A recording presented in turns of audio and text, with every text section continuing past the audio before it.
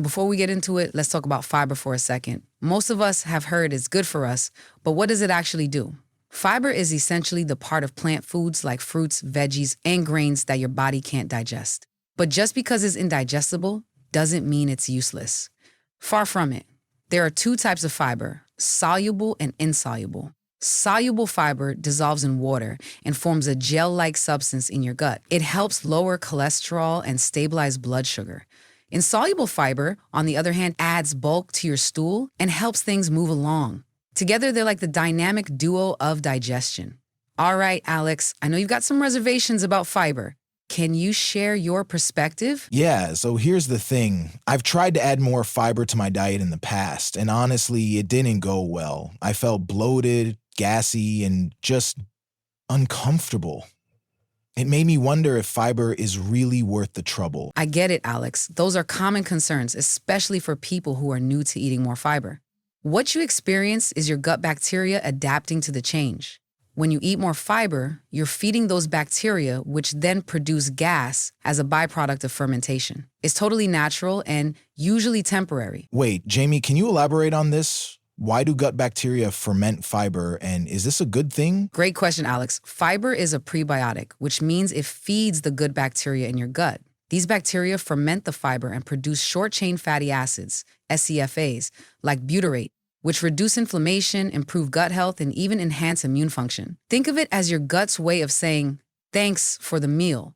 This is like your gut's way of saying, thanks for the meal. That's interesting, but it doesn't make the bloating any less annoying. How long does it take for your body to adjust? Usually a week or two, depending on the person. The key is to go slow. If you're eating 10 grams of fiber a day and suddenly jump to 30, your gut will throw a tantrum. Start by adding just one high-fiber food to your meals and drink plenty of water. Water helps the fiber move through your system more smoothly and prevents constipation. Speaking of water, did you know that dehydration is one of the biggest culprits behind fiber issues? Without enough water, fiber can actually back things up instead of keeping them moving. So, Alex, do you think you try easing in next time? I guess that makes sense. I didn't realize the whole water connection. I'll admit I probably wasn't drinking enough when I tried before. Let me share something that might surprise you. Did you know that ancient hunter-gatherers ate around 100 grams of fiber a day? That's 10 times what most of us eat today. They got their fiber from things like wild fruits, tubers, and leafy greens. And speaking of modern diets, cultures like Okinawans in Japan and people in the Mediterranean region eat naturally high-fiber diets. These populations have some of the highest life expectancies in the world. A coincidence? Maybe not. Wow, I had no idea people used to eat that much fiber. How does that compare to what we're supposed to be eating now? Great question. The recommended daily intake is about 25 grams for women and 30 to 38 grams for men, but most people barely hit 15 grams. The good news is it doesn't have to be a big shift. Even small changes like switching from white bread to whole grain bread can add up over time. Okay, here's where I struggle. I eat out a lot, and I don't see how I can meet my fiber goals while living off fast food. Is it even possible? It's definitely possible, but it takes a little strategy.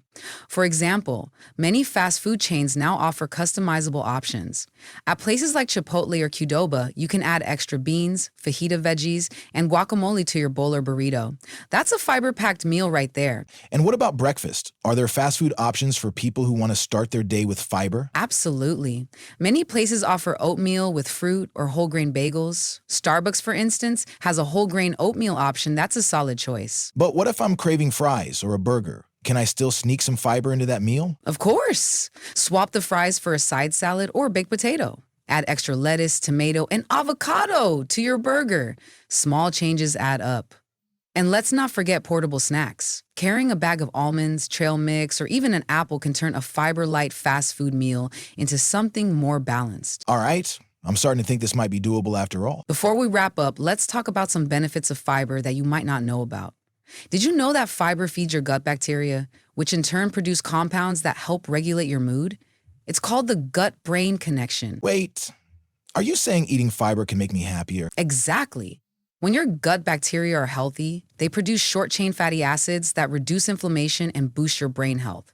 It's a win-win. Okay, that's definitely a wow moment for me. Anything else fiber does that might blow my mind? Fiber also helps you live longer. Studies show that people who eat more fiber have a lower risk of heart disease, diabetes, and even certain types of cancer. And it's great for your skin because it helps your body eliminate toxins more efficiently. Wow, I'm starting to feel like I've been missing out. Alex, let's put this to the test. I challenge you to add one new high fiber food to your meals for the next week. We'll check back and see how you feel. All right, I'm game. But you have to help me figure out what to try first. Start with something simple. For breakfast, add a handful of berries to your cereal or oatmeal. For lunch, try swapping white bread for whole grain bread. And for dinner, throw some beans or lentils into your salad or pasta. It'll be a fun experiment to try Alex's. I have to admit, I've learned a lot today. Fiber isn't as scary as I thought, and I'm actually excited to try some of these ideas. And that's all I could hope for. Fiber is truly one of the simplest and most impactful ways to improve your health. It's about taking small, manageable steps. And that's a wrap for this episode of Healthy Debates. If you're inspired to try your own fiber challenge, tag us on social media and share your progress. Thanks for listening, and we'll see you next time.